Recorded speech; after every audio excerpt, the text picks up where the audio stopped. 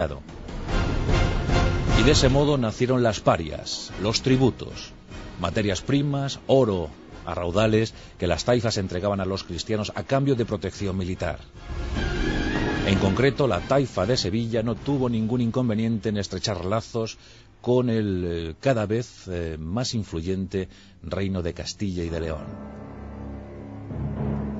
Los intereses del viejo reino leonés y del reino recién nacido de Castilla se habían fusionado, y ambas entidades caminaban juntas en ese tiempo llamado de la Reconquista. Al-Mutamid, el rey poeta, el hombre luminoso, el mecenas refinado, pagaba gustoso esas parias a cambio de protección. Y en tiempos del rey Alfonso VI, la verdad es que el oro llegaba pero a buen ritmo a las tierras de Castilla y de León. Incluso el rey Alfonso VI no dudó un solo instante en enviar a su alférez, a su mejor hombre, a don Rodrigo Díaz de Vivar, al Cid campeador, a luchar en tierras sevillanas a favor de Al-Mutamid.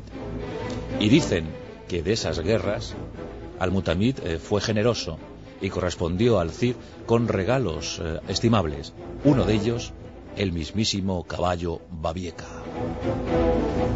un hermoso ejemplar de raza andaluza que acompañaría al Cid en sus exilios, en sus batallas, en sus guerras. Pero el Cid luchó, puso su espada al servicio de Al-Mutamid. La verdad es que era una relación gozosa la que se estableció entre Alfonso VI y Al-Mutamid. Al-Mutamid también tiene una historia digna de ser contada, sobre todo en su momento más íntimo. Dicen que su harén rebosaba en mujeres bellas. No menos de 800 acompañaban al monarca. Mujeres, favoritas, esclavas, hijas, sirvientas. Pero sobre todo, Intimat. Intimat era la mujer más culta de su tiempo. Era todo un ejemplo en Sevilla. En ese siglo XI la cultura estaba muy extendida entre los harenes, por los harenes, y también entre la aristocracia, las mujeres de la aristocracia. Ahí estaban las almeas, por ejemplo. Las almeas provenían de esa aristocracia, de esa nobleza, e instruían en palacio a las jovencitas de los linajes gobernantes y de las grandes familias económicas. Pues esas almeas sabían todo lo que había que saberse, por ejemplo, en poesía, en música, en danza, en relaciones diplomáticas.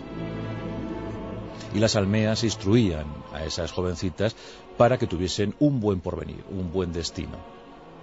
Por tanto, había una clase cultivada entre las féminas andalusíes que daría muy buenos frutos. En ese siglo XI se censaron pues al menos 40 poetisas célebres cuyos documentos, cuyos papeles, cuyas poesías han llegado a nuestros días.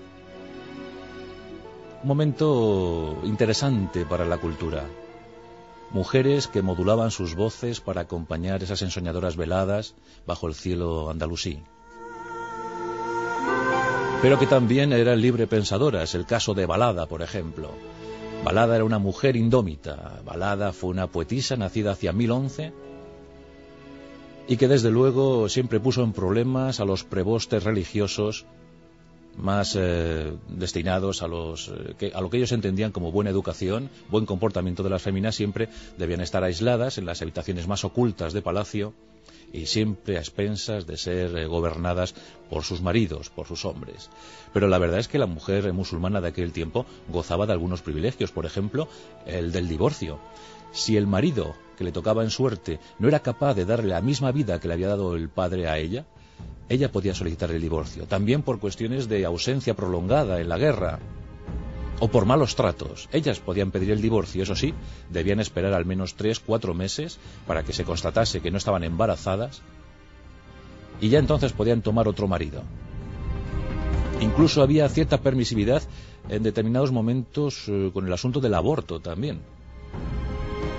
En fin, que las mujeres musulmanas, lejos de lo que se pueda pensar, sí que tenían esos privilegios.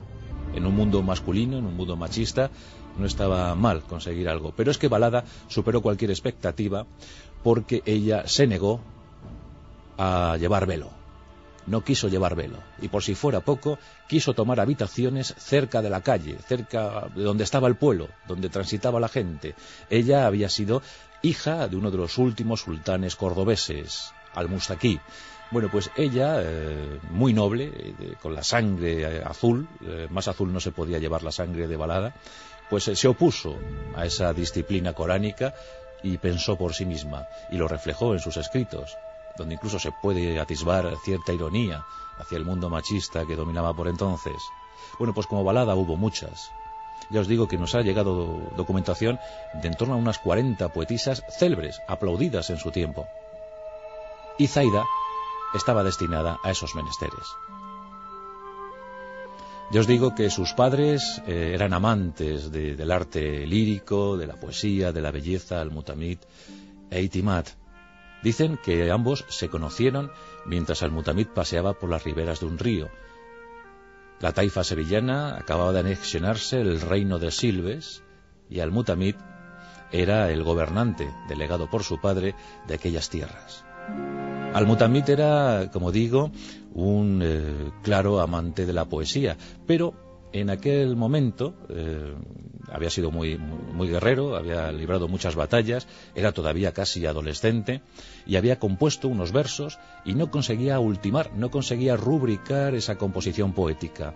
Paseaba vestido de plebeyo para mayor intimidad, se mezclaba con las gentes, le gustaba mucho saber cómo era su pueblo y paseaba por esas riberas. Y según nos cuentan los romanceros medievales, en uno de esos paseos, mientras que entonaba en voz alta esos versos inconclusos, escuchó una voz, una dulce voz que provenía de las riberas de aquel río. La voz, nada más y nada menos, que había puesto punto y final a esos versos, había dado el enigma, había dado la clave para el enigma poético. Intrigado, Al-Mutamid se acercó y comprobó, para su admiración, que la artífice de aquel hallazgo era una esclava, una supuesta esclava que estaba empleada en tareas de lavandería. La esclava era bellísima. Al-Mutamid la interpeló, le preguntó por su nombre. Ella dijo que se llamaba Itimat. Él le dijo: ¿eres esclava? Sí, soy esclava de otro señor, afirmó ella. ¿Pero eres su esposa? No, no lo soy. Al-Mutamid siguió preguntándole y al poco ya no pudo más y desveló su verdadera identidad, diciendo que era el príncipe, que era hijo del rey de la taifa sevillana. Itimat no es que le creyese mucho por aquellas vestimentas, pero al poco Al-Mutamid aseguró que compraría su libertad. En efecto, así lo hizo. El señor de Itimat accedió a venderla y desde entonces nunca más se separaron. Con el tiempo, Al-Mutamid llegó al trono de Sevilla tras el fallecimiento de su padre y en compañía de él aquella antigua lavandera, aquella antigua esclava que supo poner pues un broche de oro a aquellos versos inconclusos. Juntos compondrían muchos poemas y juntos dieron esplendor y belleza a la taifa sevillana. Una pareja recordadísima que se amó hasta el final, incluso en el exilio, cuando los almorávides les destronaron, cuando los almorávides tomaron Sevilla y Córdoba, pues Al-Mutamid y su esposa, llamada popularmente la Rumaiquilla, se marcharon al exilio en compañía de todo el harén, toda la corte. Aquello debió ser impresionante. Asunto que ocurrió, que trascendió en 1091. Bueno, pues una historia fascinante la del Mutamid, el rey poeta, y su mujer Itimat, la Rumaiquilla. Y dieron pues una buena prole a la humanidad. Por ejemplo, Al-Mamun. Al-Mamun, uno de los hijos varones más queridos de Al-Mutamid, que participó en campañas guerreras y que murió defendiendo Córdoba frente a los almorávides. Eso fue en 1091. Y la historia de Al-Mamun la debemos contar porque hay diferentes versiones sobre el origen de Zaida. Los más, yo entre ellos, aseguramos que Zaida era hija de Itimat y de Al-Mutamid y que nació en Sevilla en 1066.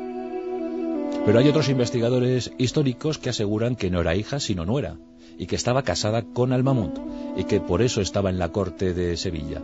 Esto apenas tiene sustento por lo que vamos a contar a continuación, y es que en 1078